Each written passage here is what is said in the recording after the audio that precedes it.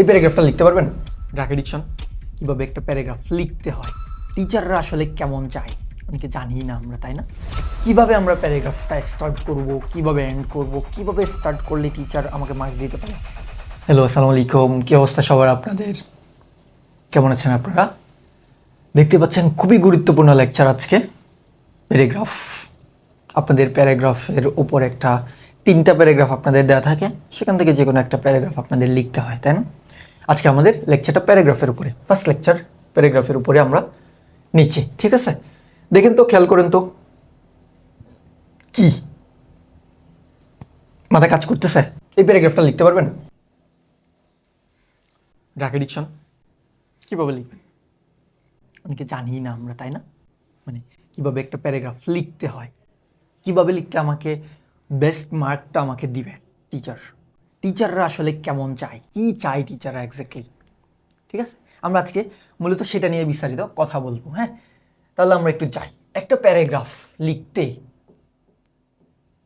একটা প্যারাগ্রাফ, আপনাদের যে প্যারাগ্রাফ আছে, আপনাদের যে প্যারাগ্রাফ, মানে আপনাদের যেখানে প্যারাগ্রাফটা আসে, সেই প্যারাগ্রাফে মার্কস হচ্ছে 8 মার্কস। এটা আপনারা দেখেছেন কিনা? না দেখলে আজকে জেনে নেন। 8 মার্কস। কত মার্কস? 8 মার্কস।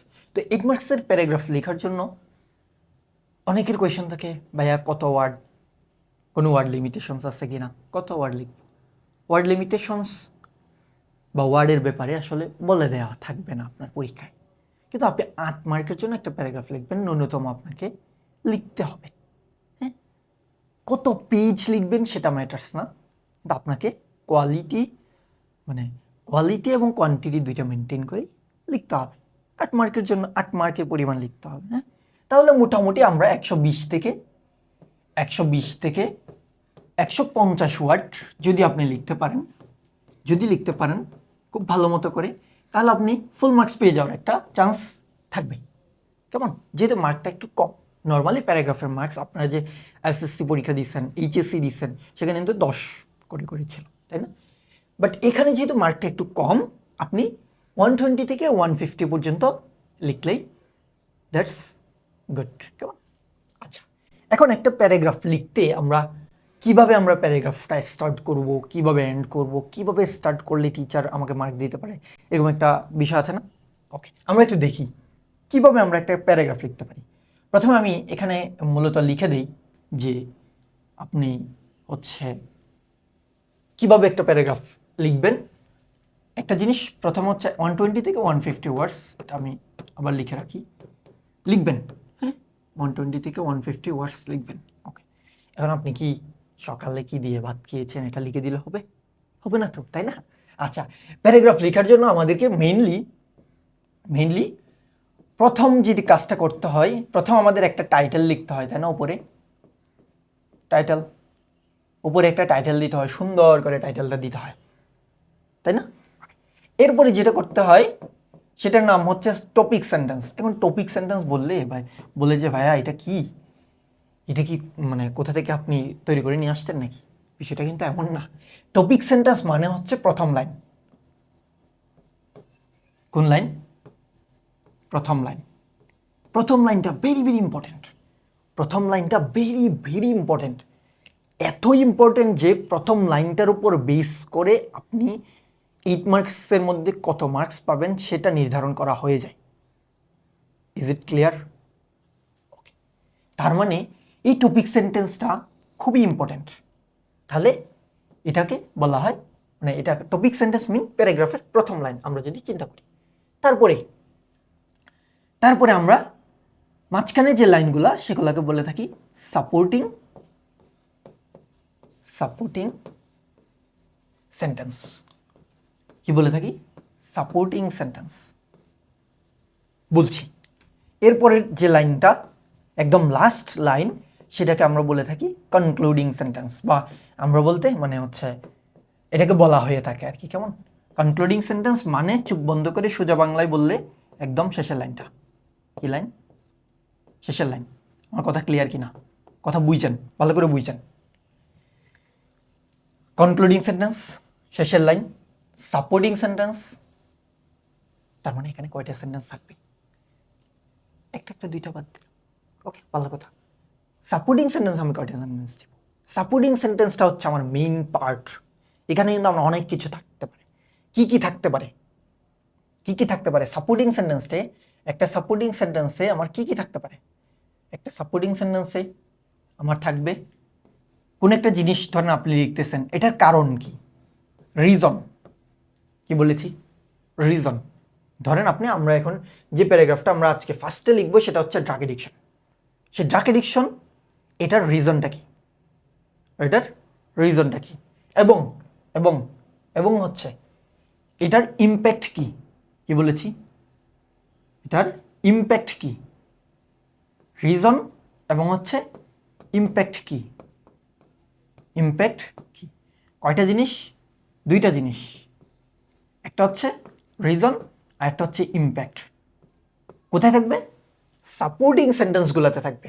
সাপোর্টিং সেন্টেন্সেস এখানে অনেকগুলো সেন্টেন্স থাকতে পারে, কেমন? তারপরে কি থাকতে পারে? তারপরে হচ্ছে আমাদের রেজাল্ট থাকতে পারে। রেজাল্টটা পজিটিভও হতে পারে, নেগেটিভও হতে পারে। কি বলেছি? রেজাল্টটা আমাদের পজিটিভ নেগেটিভ দুইটাই হতে পারে। পজিটিভ নেগেটিভ দুইটাই আমাদের হতে পারে। আমার কথা ক্লিয়ার কিনা? সব বুঝতে পেরেছেন? কি বলেছি? আমার পজিটিভ নেগেটিভ দুইটাই হতে পারে। এইসব জিনিসগুলো আমরা সাপোর্টিং সেন্টেন্সে আমরা লিখব। তারপর আমরা আর কি লিখতে পারি? আমরা আরও লিখতে পারি হচ্ছে কোনো ধরনের সাজেশন থাকলে। কি থাকলে? কোনো ধরনের সাজেশন থাকলে। এখন দেখেন, তার মানে সাপোর্টিং সেন্টেন্সে কোনো একটা ঘটনা, সেটার কারণ কি। ধরেন আপনি স্ট্রিট অ্যাক্সিডেন্ট অনেক বেশি পরিমাণে হচ্ছে না এখন, এই গত ঈদেই কিন্তু অনেক মানুষজন মারা গেছে। এটা কি? মানে এটা হচ্ছে আমাদের কি নাই, মানে আমাদের প্রপারলি আমরা মানে স্টেপ নিতে পারছি না, তাই না? যা করা দরকার এটা রিডিউস করার জন্য আমরা সেটা করতে পারছি না। রিজন, কারণ। ইম্প্যাক্ট, এটার ফলে কি হচ্ছে? এই যে ড্রাগ এডিকশন, ড্রাগ এডিকশনের মাত্রা কিন্তু বেড়ে যাচ্ছে আমাদের সোসাইটিতে। এটার ফলে কি হচ্ছে? গ্লোবাল ওয়ার্মিং বাড়তেছে। এটার কারণে কি ইম্প্যাক্ট পড়তেছে আমাদের, মানে আমাদের পৃথিবীতে, তাই না? এই ইম্প্যাক্ট লিখবেন। Result positive negative same, impact এবং রেজাল্টটা অনেকটা সিমিলার কিন্তু সেম জিনিস না। সাজেশন দিতে পারেন আপনি। অ্যান্ড ফাইনালি আপনি যেটা থাকবে আপনার সেটা হচ্ছে কনক্লুডিং সেন্টেন্স। এটাকে বলা হয় হচ্ছে বা শেষের লাইন। শেষে এখন কি আমি কি এক লাইন বলছি বলে কি এক লাইন থাকবে না?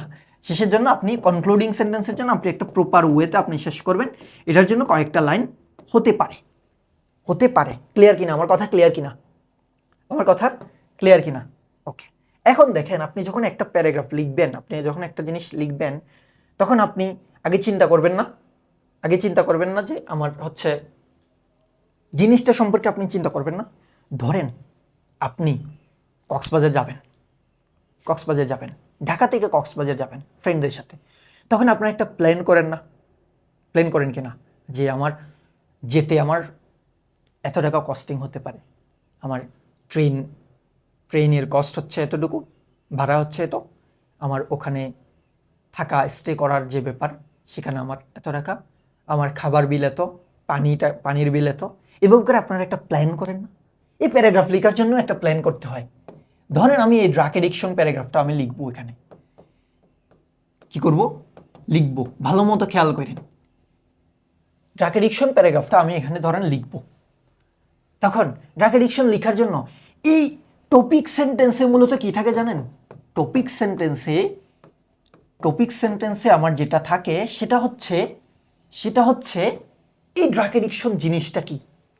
জাস্ট এক বাক্যে আপনি বুঝাই দিবেন আপনার টিচারকে, আপনার খাতায় যিনি এক্সামিনার হিসেবে যিনি থাকবে, উনি যাতে বুঝে যায়। মনে করেন উনি জানে না, আপনি ওনাকে বুঝাবেন। তাহলে ধরেন আপনি লেখার সময় শুরু করবেন না এভাবে, ড্রাগ এডিকশন। অনেকে কীভাবে লিখে? এভাবে লিখে, drug addiction is an addiction to drug. এটা কি আসলে হইল? এভাবে করে অনেকে লিখে। কিন্তু যদি লিখেন আপনি এভাবে করে, ড্রাগ এডিকশন মিনস অথবা অথবা রেফার্স টু, অথবা রেফার্স টু। ড্রাকেডিকশন মিনস অথবা ড্রাকেডিকশন রেফার্স টু, একই কথা। মানে ড্রাকেডিকশন বলতে বুঝায়, কি বুঝায়? খুব কড়া লেভেলের ইচ্ছা না, উইলিংনেস। তাহলে আমরা বলতে পারি টু এ স্ট্রং, স্ট্রং। ধরেন স্ট্রং বললাম, স্ট্রং কি? উইলিংনেস বলতে পারেন। উইলিংনেস মানে চাওয়া।